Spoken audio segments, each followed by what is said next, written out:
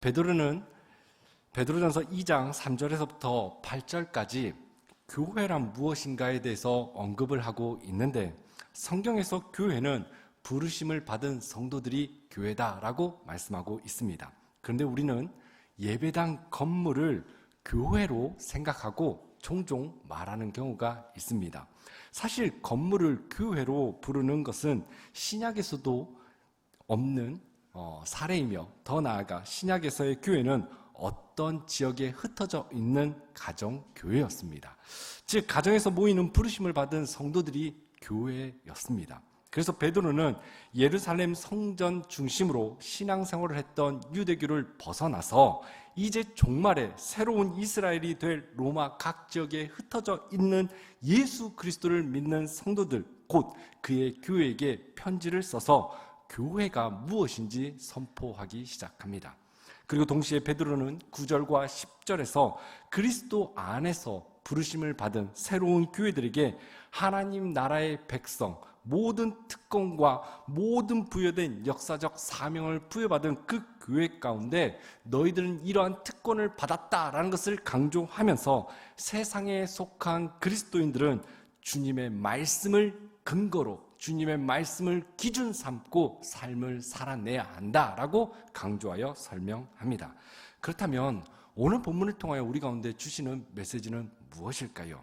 베드로는 교회가 교회의 사명을 온전히 이루기 위해서 지속적으로 말씀을 사모하고 말씀으로 무장하고 말씀으로 더 풍성해져서 세상을 이기는 하나님의 사람으로서 계속적으로 빚어짐을 받아야 한다라고 가르쳐주고 있습니다. 그 이유가 무엇인가 하면 바로 교회의 성장은 건물의 성장에 있지 않기 때문이죠. 우리는 자녀들이 성장했을 때에 육체적인 성장을 놓고 성장했다라고 말하는 경우도 있지만 이것을 우리의 자녀들이 성장했다라고 다 말할 수는 없습니다. 정신적으로나 영적으로나 성장했을 때 포괄적으로 이것을 성장했다라고 말하죠. 마찬가지로 교회의 성장도 예수 그리스도 안에서 그분을 배우고 그분을 알고 그분을 따르며 그분을 계속적으로 닮아가면서 교회는 성장해야 합니다. 그때에 교회는 세상이 감당하지 못하는 아주 든든한 교회로서 세워짐을 받고 교회로서의 영향을 발휘할 때 세상이 변화되어진 역사, 아버지의 뜻이 이루어지는 역사를 맛볼 수 있기 때문이죠. 그래서 베드로는 갓 태어난 어린 아이처럼 순전한 것을 갈망하며 삶을 살아갈 때에 주님의 선하심을 날마다 맛볼 수 있으며 동시에 구원에 이르기까지 계속적으로 성장할 수 있으며 동시에 적대적인 세상 가운데서 패하지 아니하고 승리할 수 있다라고 단언하여 설명을 합니다. 그렇다면 우리가 이 땅에서 계속적으로 성장하며 교회됨을 이루고 교회로서의 사명을 감당하기 위해서는 어떻게 해야 할까요? 이 부분에 대해서 베드로는 구체적으로 오늘 본문을 통하여 우리 가운데 지침을 내려주고 있습니다. 오늘 본문 베드로전서에 보면 나그네라는 단어가 등장하고 있는 것을 볼 수 있습니다. 특별히 베드로전서에는 나그네라는 단어가 종종 사용되어지죠. 나그네라는 단어 여러분 딱 들었을 때 어떤 이미지가 떠오르십니까? 나그네라고 하는 그 단어를 들으면 어떤 이미지가 생기는가 하면 보통 나그네 하면 나도 모르게 정처 없이 떠돌아다니는 인생, 더 나아가 이 땅에 미련도 두지 아니하고 그저 내게 주어진 하루하루 살아가는 인생이라는 이미지가 떠오를 것입니다. 사전적 의미로 나그네에 대해서 한번 검색을 해보았습니다. 사전적 의미로 어떻게 되었는가 검색해 보았더니 자기 고향을 떠나 다른 곳에 잠시 머물러 떠돌아다니는 사람 또는 여행자라고 검색되어진 것을 볼 수 있었습니다. 베드로는 소아시아에 흩어져 있는 성도들에게 오늘 본문 11절에 무엇이라고 이야기하는가 하면 이렇게 말씀하고 있습니다. 11절 말씀 우리 다 함께 읽어볼까요? 시작! 사랑하는 자들아 거류민과 나그네 같은 너희를 권하노니 영혼을 거슬러 싸우는 육체의 정욕을 제어하라. 방금 읽었던 말씀에 보면 거류민, 나그네라는 단어가 등장하고 있습니다. 여기에서 거류민은 어떤 나라 혹은 어떤 도시에서 시민으로서 권리를 다 누리지 못한 외국인을 의미합니다. 그리고 나그네는 좀 더 짧게 머무는 거주자의 의미를 담고 있습니다. 따라서 이를 종합해보면 거류민과 나그네는 로마 사회에서 시민보다는 조금 낮은 위치, 노예보다는 조금 높은 위치에 거하는 사람들이구나라는 것을 우리는 알 수 있습니다. 저는 해외에서 잠시 생활을 해야 하는 일들을 경험했습니다. 해외에 살다 보면 많은 것들이 중요합니다. 그 중에 가장 중요한 것을 뽑자고 한다면 바로 비자가 굉장히 중요합니다. 때가 되면 비자를 연장해야 그곳에서 거류할 수 있습니다. 비자를 연장받기 위해서는 여러 가지 방법이 있는데 제가 머물던 곳에서는 다른 나라에 잠깐 나갔다 오면 비자 연장을 받을 수 있었습니다. 그래서 비자 연장을 받기 위해서 가까운 나라에 도착을 하면 저의 신분은 어떻게 변화되는가 하면 여행객으로 전환이 됩니다. 그리고 그곳에서 하루 정도 머물다가 비자에 필요한 그 서류를 발급받게 되면 다시금 생활하는 곳으로 돌아와야 합니다. 생활해야 하는 그곳에 딱 도착하면 저의 신분은 여행객에서 거류민으로 신분이 바뀌게 되죠. 여행객으로 있을 때에는 그 나라의 정치, 경제, 문화, 사회, 교육에 대해서 크게 관심을 가질 필요가 없습니다. 왜냐하면 시간이 짧기 때문이죠. 그래서 하루를 어떻게 하면 잘 보낼까? 어떻게 하면 맛있는 거 먹을 수 있을까? 어떻게 하면 잘 쉬고 편히 충전하여 돌아가서 힘있게 살아갈 수 있을까? 이것 말고는 생각이 없습니다. 더 나아가 어떻게 하면 사진을 잘 찍어서 멋있게 간직할 수 있을까? 보통 그런 생각 가지고 살아갑니다. 그런데 다시금 돌아와서 거류민으로 삶을 살아야 할 때는 상황이 다릅니다. 여행객과는 다르게 그곳에 거주해야 하기 때문에 거주해야 할 그 나라의 정치, 경제, 문화, 사회, 더 나아가 질서를 잘 따라야 할 것이며 그거에 관심을 가져야 할 것이며 또한 법을 잘 지키며 살아가야 합니다. 즉 많은 정보를 알아야 그 지역에 맞게끔 삶을 살아갈 수 있기 때문에 다양한 정보를 습득함에 있어서 열심과 열정을 내야 합니다. 또한 저는 그곳에서 신분이 선교사이며 동시에 목회자였기 때문에 그 땅의 변화를 위하여 노력하면서 또한 부르심에 따라 사명을 감당하는 삶을 살아내야만 했습니다. 우리가 믿는 하나님은 우리를 이 땅에 여행객으로 부르신 것이 아닙니다. 오늘 본문에 보면 우리를 하나님께서는 거류민과 나그네로 부르셨다고 말씀하고 있죠. 그러므로 우리는 이 땅에 거주하면서 여행객과 같은 태도, 여행객과 같은 생각을 가지고 삶을 살아내서는 안 됩니다. 우리는 거류민과 나그네로서 부르심을 받았기 때문에 이 땅에 우리는 관심을 갖고 이 땅에 잘 스며들어서 이 땅 가운데 하나님의 뜻을 이루는 삶을 살아내야 합니다. 그래서 베드로 사도는 소아시아에 흩어져 살고 있는 성도들에게 11절과 12절에 이렇게 말씀하고 있습니다. 다 함께 읽겠습니다. 사랑하는 자들아 거류민과 나그네 같은 너희를 권하노니 영혼을 거슬러 싸우는 육체의 정욕을 제어하라. 너희가 이방인 중에서 행실을 선하게 가져 너희를 악행한다고 비방하는 자들로 하여금 너희 선한 일을 보고 오시는 날에 하나님께 영광을 돌리게 하려 함이라. 무슨 말입니까? 베드로는 성도들에게 지금 너희들이 머무는 그곳에서 나그네와 거류민이라는 그 신분을 가지고 어떻게 삶을 살아야 하는지에 대해서 정확한 지침을 내려주고 있는데 무엇이라고 말하는가 하면 육체의 정욕을 따라 살지 말고 도리어 육체의 정욕을 제어하며 삶을 살아라 라고 이야기하고 있습니다.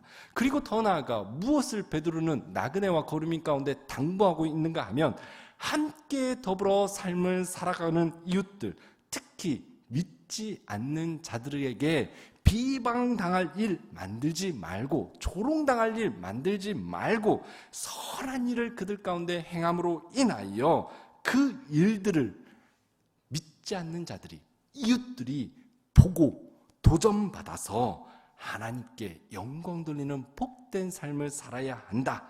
그것이 바로 너희들이 이 땅에 거류민과 나그네로 삶을 살아내야 할 이유다라고 분명하게 이야기하고 있습니다. 그러면서 거류민과 나그네로서 그 땅에서 어떻게 선한 행실을 하며 믿지 않는 자들에게 이웃에게 도전을 주는 삶을 살아갈 수 있는지에 대한 구체적으로 베드로는 매뉴얼을 제시해주고 있는데 13절과 14절에 보면 이렇게 말씀합니다. 다 함께 읽겠습니다. 인간의 모든 제도를 주를 위하여 순종하되 혹은 위에 있는 왕이나 혹은 그가 악행하는 자를 징벌하고 선행하는 자를 포상하기 위하여 보낸 총독에게 하라.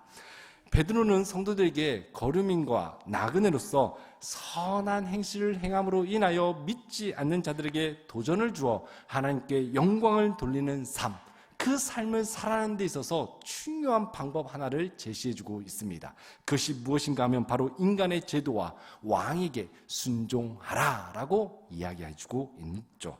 이는 곧 우리는 하나님을 믿는 믿음의 백성으로서 우리가 가야 할 본향, 그것이 약속되어져 있기 때문에 나는 이 땅에서 마음대로 살아도 돼, 무관심을 가지고 살아도 돼 라고 이야기하는 것이 아니라 무엇이라고 이야기하는가 하면 국가의 제도와 질서와 권력에 순종하여 동시에 지역 주민 가운데 선한 일을 행함으로 인하여 그 사회에 선한 영향을 끼치고 더 나아가 그것 가운데 하나님의 나라를 세움으로 하나님께 영광을 돌려야 한다라고 이야기하고 있는 것이죠.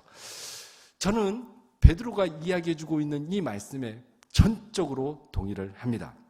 정말 교회들이, 아니 우리 교회가 정말 이 일에 있어서 이 말씀을 기준 삼고 행함으로 인하여 정말 우리 교회 가운데 주신 2030의 비전이 이루어졌으면 좋겠습니다. 왜냐하면 성도들이 성숙한 시민의식을 가지고 행동할 때에 동시에 지역사회에 도움이 되고 더 나아가 시민들 가운데 선한 영향력을 드러내 보임으로 인하여 그들이 도전을 받고 그들이 죽게 돌아오는 역사가 이루어지는 그 방법이 바로 베드로가 제시해주고 있는 그 말씀, 그 지침이기 때문이죠.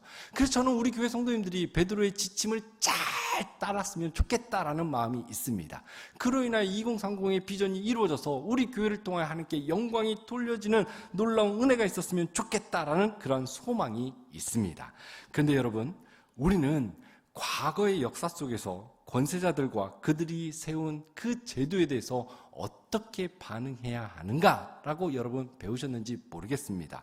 오늘 본문의 말씀과 로마서 13장 1절의 말씀을 근거로 군부 독재 시절 정부 권력에 있어서 저항하면 안 된다, 데모하면 안 된다, 반기 들면 안 된다, 절대 순종해야 한다라고 우리는 배웠는지도 모릅니다. 아니 실제적으로 그렇게 말씀을 가르친 지도자들도 있었습니다. 그리고 그 가르침에 따라 순종한 성도들도 있었죠. 그렇다면 여러분들의 생각은 어떻습니까? 정부와 권력자들에게 무조건 순종해야 한다라고 여러분 믿으십니까? 아니면 잘못된 정부, 잘못 세워진 그 권력을 향하여 잘못된 그 제도에 대해서 반기를 들어야 한다라고 생각을 하십니까? 사실 오늘 말씀은 세상의 권세에 대해서 절대화하라는 말씀이 아니라 상대화하라라는 말씀입니다. 이 당시 황제를 향하여 사람들은 무엇이라고 믿고 생각했는가 하면 황제를 신으로 생각하고 믿었습니다. 따라서 황제의 권세는 곧 신의 권세였기 때문에 그 어느 누구도 도전할 수 없었죠. 그런데 바울이 그 권세에 대해서 무엇이라고 이야기하는가 하면 바울은 그 권세에 대해서 하나님이 정하신 것이야 라고 이야기를 합니다. 이는 곧 달리 말하면 그 권세는 하나님이 주신 것이야. 동시에 그 권세는 하나님이 주셨기에 걷어갈 수 있어 라는 말도 내포되어져 있는 말이죠. 따라서 바울의 말은 단순한 외침이 아니었습니다. 그의 외침은 혁명적인 말이었습니다. 그런데 오늘 본문 13절에 보면 무엇이라고 이야기하고 있는가 하면 이렇게 말씀하고 있죠. 인간의 모든 제도를 주를 위하여 순종하되 혹은 위에 있는 왕이나 라고 말씀합니다. 여기 보면 모든 제도를 누구를 위하여? 주를 위하여 라는 단서가 붙고 있죠. 그러므로 로마의 왕이 주가 아니라 하나님만이 주가 되신다라는 말씀이며 이 말은 곧 왕의 권력의 순위가 최고가 아니라 바로 주님의 권위가 최고다라는 의미를 내포하고 있음을 우리는 알아야 합니다. 따라서 국가의 권세가 하나님의 뜻과 반대되는 것이라면 우리는 어떻게 행동해야 할까요? 이 말씀에 근거하여 말씀드린다면 우리는 순종해야 합니까? 아니면 불순종해야 합니까? 반기 들어야 합니까? 아니면 절대적으로 따라야 합니까? 14절에 보면 이렇게 말씀합니다. 혹은 그가 악행하는 자를 징벌하고 선행하는 자를 포상하기 위하여 보낸 총독에게 하라라고 말씀합니다. 바른 권세자라면 어떻게 행동해야 합니까? 악행하는 자를 향하여 징벌하고 선행하는 자에게 포상하는 것이 바른 권세자의 모습입니다. 그런데 반대로 선행하는 자를 벌하고 악행하는 자에게 포상한다면 그 권세자에게 우리는 순종해야 할까요? 반기를 들어야 할까요? 당시 제자들과 그리스도인들은 그들이 살고 있는 그곳에서 아주 좋은 시민으로 살았습니다. 그렇게 살려고 무지하게 노력했습니다. 그런데요, 권세자들이 악행을 저지를 때면, 하나님의 말씀에 벗어난 일들을 행할 때는 어떻게 행동했는지 아십니까? 그들은 저항했습니다. 특히 당시 제도와 왕에게 순종하라고 가르쳤던 그 베드로가 그 제도와 그 권력자에게 온전히 순종했다면 그는 십자가에 거꾸려 매달려 죽는 일은 없었을 것입니다. 그렇다면 우리가 부르심에 따라 바르게 사명 감당하는 인생, 하나님의 영광을 위한 복된 인생 살아가기 위해서는 우리는 어떻게 해야 할까요? 11절 말씀과 12절에 말씀하는 것 같이 지속적으로 나 자신을 점검하며 삶을 살아갈 때에 우리는 부르심에 따라 사명 감당하는 복된 인생, 하나님께 영광 돌리는 인생을 살아갈 수 있다라고 베드로를 통하여 우리 가운데 말씀해주고 있습니다. 즉, 육체의 정욕을 제어하며 삶을 살아가고 있는가? 아니면 나는 부르심을 받았음에도 불구하고 여전히 이 땅에서 육체의 욕망을 채우려고 끊임없이 부단히 힘쓰며 살아가고 있는가? 또한 내가 하는 일이 사람들이 보고 하나님께 영광을 돌릴 만한 일인지, 더 나아가 믿지 않는 자들도 칭찬할 만한 일인지, 아니면 나의 영광을 위함인지 끊임없이 우리는 점검하면서 나아가야 한다는 것이죠. 그때에 우리는 부르심에 합당한 삶, 사명을 온전히 감당으로 말미암아 하나님께 영광 돌리는 복된 인생 살아갈 수 있다라고 성경은 이야기하고 있습니다. 사랑하는 성도 여러분, 우리는 나그네 거류민으로서 삶을 살아가야 합니다. 그리고 우리를 통하여 하나님은 이 땅 가운데 하나님의 나라가 세워지길 원하며 하나님의 영광을 받으시기를 간절히 원하십니다. 우리는 끊임없이 말씀의 기준을 잡고 그 기준 붙들고 살아가려고 몸부림쳐야 합니다. 우리가 이렇게 하지 않으면 언제든지 우리는 세상에 동화되어 도리어 세상 사람들 가운데 손가락 당하는 삶으로 전락할 수밖에 없기 때문에 우리는 지속 반복적으로 말씀을 기준 삼고 그렇게 삶을 살아내려고 부단히 노력해야 합니다. 더 나아가 어떤 분들은 이런 마음이 있는 분들 계실지도 모르겠습니다. 나는 세상과 동화되기 싫어. 나는 그냥 스스로 마유해할 거야. 나 혼자 신앙생활하면서 살 거야 하면서 살아가는 분들도 있는지도 모르겠습니다. 그런데 여러분, 우리는 오늘 본문에 무엇이라고 이야기하는가 하면 우리는 세상의 빛과 소금, 나그네로서 거류민으로서 부르심을 받은 존재, 세상 가운데 세상에 믿지 않는 자 가운데 하나님의 영향력, 하나님의 선하심을 드러내는 존재로 부르심을 받았다라고 이야기합니다. 그래서 우리는 이 땅과 무관심하며 삶을 살아갈 수 없는 존재, 이 세상과 단절하며 삶을 살아가서는 안 되라는 존재라는 것을 우리는 기억해야 하죠. 따라서 우리는 세상에 속한 그리스도인, 거류민과 나그네라는 것을 기억하면서 내가 머무는 그곳의 질서를 잘 따르고 동시에 잘못된 부분이 있다면 우리는 이에 있어서 저항하고 바르게 잡는 삶을 살아가야 할 줄로 믿습니다. 동시에 그 일을 행함에 있어서 나의 의를 위함인지 아니면 하나님의 영광을 위한 일인지 우리는 끊임없이 점검하면서 행동해야 할 줄로 믿습니다. 사랑하는 성도 여러분, 이제 말씀을 마치려고 합니다. 우리는 하나님의 영광을 위하여 이 땅 가운데 삶을 살아내야 하는 나그네와 거류민으로 부르심을 받은 존재다라고 오늘 말씀하고 있는 것을 기억해야 합니다. 그리고 이것을 우리는 믿어야 합니다. 그러므로 우리는 거류민과 나그네라는 그 정체성을 잃어버려서는 안 됩니다. 그리고 그 정체성을 가지고 세상에 속한 그리스도인으로서 세상의 법과 제도와 세상에 세워진 그 왕의 권위에 순종하면서 잘 살아내야 합니다. 그리고 동시에 선한 일을 행함으로 인하여 특별히 믿지 않는 자들 가운데 도전을 줌으로 인하여 하나님께 영광 돌리는 복된 인생을 살아가야 합니다. 그런데 이렇게 살아가는 것이 쉬울까요? 결코 쉽지 않습니다. 하나님의 백성으로서 이렇게 견고하게 삶을 살아내는 것이 쉽지 않습니다. 매 순간순간마다 우리는 흔들리고 넘어지고 좌절하는 것을 경험하고 있습니다. 그렇다고 포기해야 할까요? 세상과 단절하며 삶을 살아가야 할까요? 우리는 날마다 부르심에 따라 사명 감당하기 위하여 우리는 그래서 날마다 주님을 구해야 할 줄로 믿습니다. 성령의 도우심을 날마다 구해야 할 줄로 믿습니다.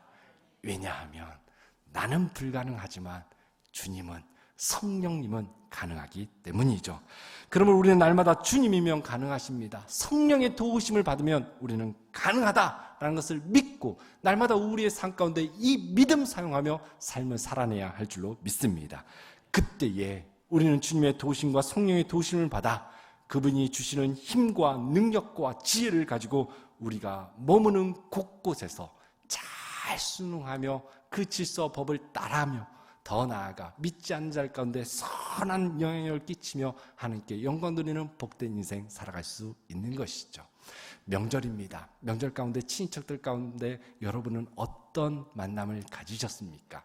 저는 우리 성도님들 가운데 여전히 가족 구원을 위하여 기도하는 분들이 계실 줄로 압니다.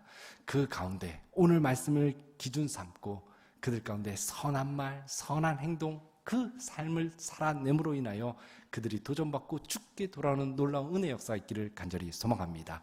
더 나아가 우리 성도님들이 삶 가운데 나그네와 거루민이라는 그 정체성 가지고 내가 머무는 직장, 내가 머무는 사회 곳곳에서 그 질서를 잘 따르고 더 나아가 선한 도전을 줌으로 인하여 그들이 감동을 받고 그곳에서 하나님의 살아계심을 맛보며 하나님께 영광 돌리는 복된 역사가 사랑하는 성도님들 가운데 있기를 주님의 이름으로 축원드립니다.